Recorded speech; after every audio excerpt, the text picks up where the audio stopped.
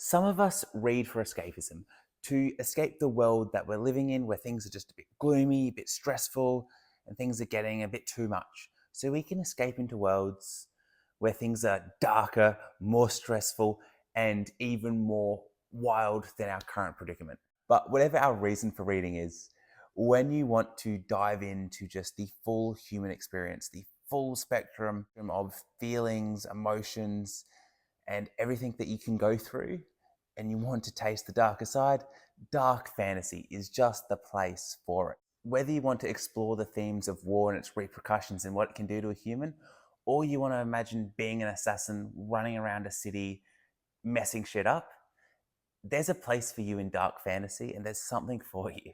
So today, I wanted to dive into three of my favorite dark fantasy series that I discovered this year. They're all trilogies. I want to go into what each of them are about, what I thought of each of them without spoiling anything for you, and just helping you figure out if it's for you or not. We've got a good range in these trilogies. We've got a big, massive, world-ending epic. We've got a very low fantasy, more heist-based story by my favorite indie author, Peloquin. Then we've got one in between those two, written by one of my favorite authors, Mark Lawrence. That is just grimdark to its finest, good humor, incredibly just dark, messed up characters in the Broken Earth trilogy. So let's just jump into it, go through these trilogies and help you figure out if they're for you. There's just one thing I need you to do before we jump into these three series. Make sure you like the video, guys. I really need you to do that. It very much helps. Make sure you subscribe. We've got fun fantasy things here. And please comment your favorite dark fantasy series. You guys who watch the channel know what my favorite dark fantasy is, but what are your guys' favorites? Let me know. But with that, the first series I want to talk about today is the one I just finished reading yesterday, and that's the Last War Trilogy by Mike Shackle, with the first book, We Are the Dead. Now, this series asks the question, what do you do when there's seemingly no hope left? This series kicks off 6 months after an invasion where the people of this country have been living in a conquered state for 6 months. They've just had enemy troops walking around doing whatever they want. They are living in absolute hell. They couldn't be in a worse spot. The army of this country has just been decimated. The warriors, the heroes, they're all gone. There's only a few dregs left. There's only a few last survivors, and they are this country's last hope, whether they know it or not. So in this series, we see a few remaining warriors.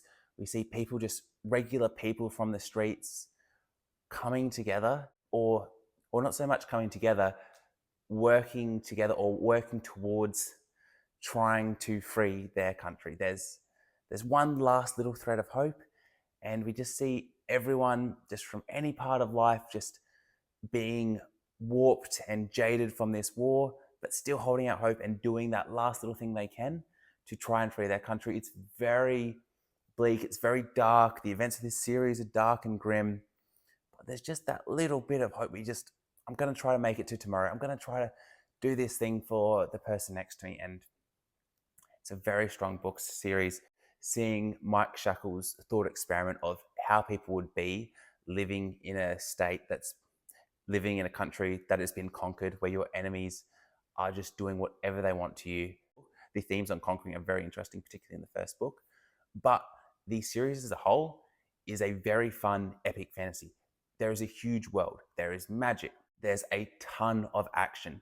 If you like John Gwynne, this book reminded me of John Gwynne more than any other book or series I've ever read. The chapters are short, fast-paced, and the action is very similar to Gwynne's. And if you know anything about Gwynne, he writes very good action. Now, the characters aren't like a Gwynne book where there's good characters and evil characters. There's just evil characters and unfortunate characters.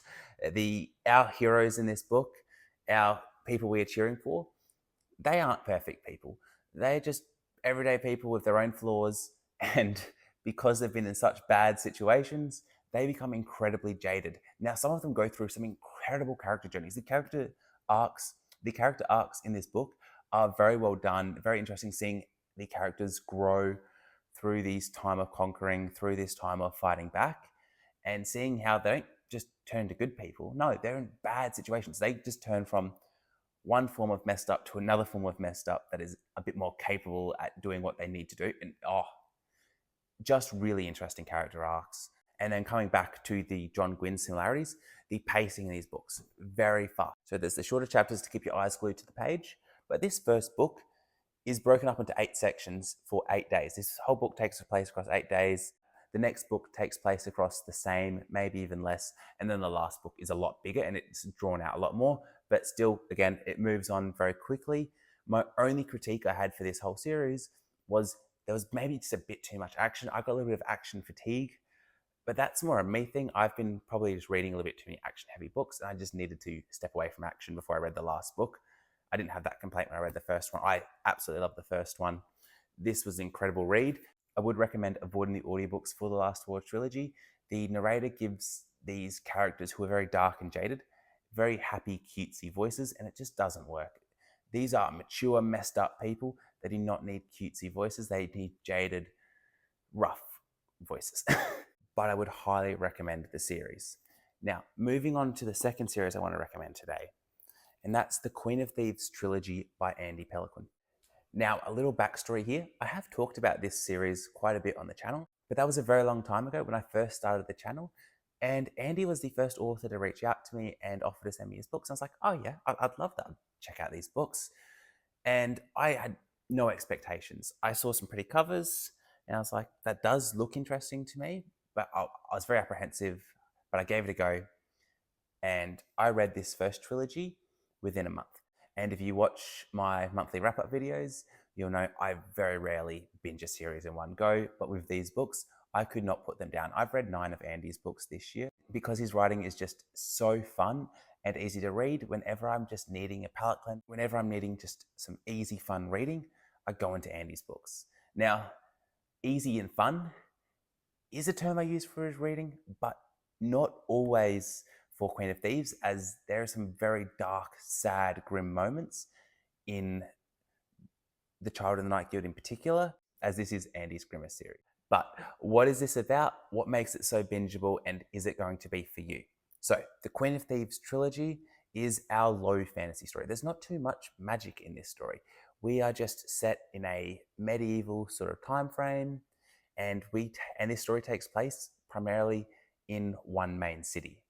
Our main character we follow, Viola, she's 8 years old at the beginning of book 1, and her father sells her to the Night Guild, which is like a thieving guild. Her father got into debt with the guild, and now she's one of them. So in book 1, Child of the Night Guild, we see 9 years of Viola's life. We see her go through the guild academy. So she is training to become a thief. So this is very fast paced. In a pretty short book, we jump through a lot of time. We see Viola's important moments, her devastating moments, her crushing moments. And at the end, we see her try to perform a heist to become a member of the guild. In the second book, titled Thief of the Knife Guild, we see her performing one of the biggest heists the city has ever seen. And in the third book is just an all-out war between rival crime gangs over the city. It is just a series that continues to escalate from book to book. The stakes are always there, the plot is always moving forwards, and there's just that heist theme at the center of it all. So if you liked Mistborn or you liked Nevernight, that same heist theme is very present in the book. There's always a scheme cooking. There's always a heist brewing in the background, which is just a very fun style of book to read, in my opinion. Andy's writing's very easy to read. So along that same sort of John Gwynne, Brandon Sanderson writing style, it's just easy to digest, easy to fly through. You don't have to think too much when you read his books. You can just get what's going on and just fly through the books. It's a very cinematic experience in your mind. Our main character here, Viola, is an absolute badass. You will be cheering for her along the way. But just a reminder, this is very dark. Check trigger warnings possibly. But if you do end up reading this and you do end up loving this, Andy has filled out this world. So we spend a lot of time in the city of Promise in this book. And this series takes place before the Darkblade series. So Andy has another series called Darkblade, which isn't the third series in this video. There is another one we were talking about, but I'll just mention the extra content Andy does. He has Darkblade, which takes place after the events of the Queen of Thieves trilogy. So if you wanted to read Queen of Thieves, then the book Trader's Fate, that book takes place in between these two series and leads right into Darkblade, so you know exactly what's going on here. I highly recommend, if you want to start with Andy's books, start of the Queen of Thieves trilogy, then go into Darkblade. Darkblade, instead of following a thief, you're now following a half-demon assassin. It's very much John Wick meets fantasy. Assassin running around on rooftops, messing things up, getting involved in things bigger than himself. He's got a pretty strong moral code, but he's also an assassin. Very fun stuff, very action heavy, very easy to read. If you want some fun dark fantasy with a bit of assassin themes, you need to check out Andy's books. But now time for the third series, and that's the Broken Empire trilogy by Mark Lawrence. Now you've probably heard of Mark Lawrence. He's one of the more well-known fantasy authors. He's from the UK. He's written lots of different series, but the Broken Empire was his first series and probably his darkest. It's at least his most grimdark series. These are nice short reads as well, single POV, just like the Queen of Thieves trilogy. I should have mentioned at the start, the Last War Trilogy is multi-POV. There's a lot of different storylines you're following, which is really good. But Broken Empire, single POV, we're following young Jorg Ancraft. He starts off very young in the first book, but each book he ages about 5 years, and we get flashbacks of his previous 5 years of life to see how he set himself up to be in the position he is in now, where he's got a scheme playing out so he can level up in life. As you can probably tell by the names of the series, Prince of Thorns, King of Thorns, Emperor of Thorns. Each book, Jorg is kind of taking another step up. We're seeing how he's taking that next step up, but we're also seeing how he got into the position to take that next step up. So these reads are very fun. We start off in book 1 with Jorg and his band of mercenaries. They are on the road. They are brothers on the road, just messing shit up, being absolute menaces, horrible people, horrible main character to cheer for. But he's just got that dry British humor that has you cheering for him somehow. I don't know how the British do it, but Joe Abercrombie and Mark Lawrence, they just got that way with words. Now, Mark doesn't vibe with everyone like Joe Abercrombie does. Some people get turned off by his books, so maybe when you first read a Lawrence book, don't buy all of his catalogue, just buy one first, get an idea if he's for you.